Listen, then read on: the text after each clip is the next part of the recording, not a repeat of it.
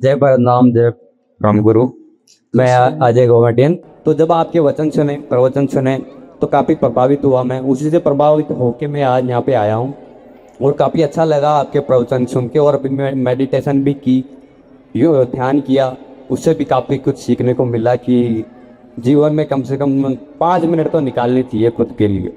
तो मेरा प्रश्न ये था कि आदमी जब बीमार होता है तो उसे डॉक्टर के पास जाना चाहिए या चमत्कारी बाबा के पास? आदमी जब बीमार होता है तो उसको डॉक्टर के पास में जाना चाहिए या चमत्कारी बाबा? देखो, बहुत सुंदर सवाल है तुम्हारा। अब आदमी जब बीमार होता है, शरीर में उसको बुखार है या शुगर हो गई, तो अब कोई चमत्कारी के पास में गया। चमत्कारी आजकल क्या करते हैं तुम्हें पता है? तुम गए, तुम्हारा पर्चा बनाएंगे और तुम्हें कहेंगे कि तुम इस शहर से, इस गांव से आप आए हो, तुम्हारा पर्चा बना दिया। तो क्या फर्क पड़ गया कि उसने बता दिया तुम इस शहर से और इस गांव से आए हो? तुम्हें पता नहीं है क्या कि तुम कौन से शहर से आए हो और कौन से गांव से आए हो? पता है ना? पता है। तो क्या अगर उसने चमत्कार किया, तो अगर वो इतना ही बताने वाले हैं, तो जयपुर में अभी सीएनजी एक ट्रक एक्सीडेंट के अंदर आग हुई, तो वो कहाँ चले गए थे उस टाइम में बताने वाले कि वहां पर सीएनजी ट्रक का एक्सीडेंट होगा और वहां पर इतने सारे लोग मरेंगे? तो ये है ना, पाखंड से छूटो। अगर बुखार है या शुगर है तो शरीर को डॉक्टर के पास में जाके दवाई ले लो तो ठीक होगा। और दूसरा देखिए, अब डॉक्टर भी क्या करता है, डॉक्टर शरीर की दवाई देगा लेकिन मानसिक रूप से मनुष्य बीमार ही रहता है। अब देखो, कृष्ण जब अर्जुन बोल रहा था कि मेरे हाथ से धनुष गिर रही है, मेरे पूरे शरीर में जलन हो गई है, शरीर के रोंगटे खड़े हो गए हैं, तो कृष्ण ने ऐसा तो नहीं कहा कि इसको जल्दी से डॉक्टर के बुलाओ, कहीं कोरोना तो नहीं हो गया है, ऐसा तो नहीं कहा। नहीं, उसको पता था कि ये शरीर की बीमारी नहीं, ये मन की बीमारी है और मन की बीमारी ज्ञान से दूर होगी। तो ज्ञान से, अगर मानसिक बीमारी है, कभी कुछ सोचते हो, कभी कुछ सोचते हो, नींद नहीं आती है, तो तुम मेडिटेशन करो। और अगर शरीर की बीमारी है तो डॉक्टर से दवाई लो। और आपको आगे का, जैसे ये आप बोल रहे हो ना चमत्कारी बाबा, भगवान श्री कृष्ण आए तो वो 2 बार धृतराष्ट्र की सभा में गए शांति दूत बनकर और बोले कि आप मान जाओ। धृतराष्ट्र को बोले कि युद्ध होगा, बड़ा संहार होगा, यहाँ राजा योद्धा है, मारे जाएंगे, आप 5 दान ही दे दो, मैं पांडवों को मना लूंगा। दुर्योधन अड़ा रहा। अब कृष्ण क्यों मनाने जा रहे थे? जब पूर्ण परमात्मा, शून्य परमात्मा, निरंकार परमात्मा जब साकार में आते हैं, जब वो शरीर रूप में आते हैं, तो उनको भी पता नहीं कि एक पल बाद में क्या होगा। साकार में आ गए ना मनुष्य रूप में, हाँ ज्ञान होता है, लेकिन अगर कृष्ण को पता होता कि धृतराष्ट्र नहीं देगा, मेरे जाने का फायदा ही क्या है, तो वो जाते नहीं जाते, लेकिन वो गए ना। तो उनको भी कल क्या होगा नहीं पता था। तो ये चमत्कारी बाबा है, इनसे तुम्हारी बीमारी ठीक हो जाएगी। ये कृष्ण से भी बड़े हो गए क्या?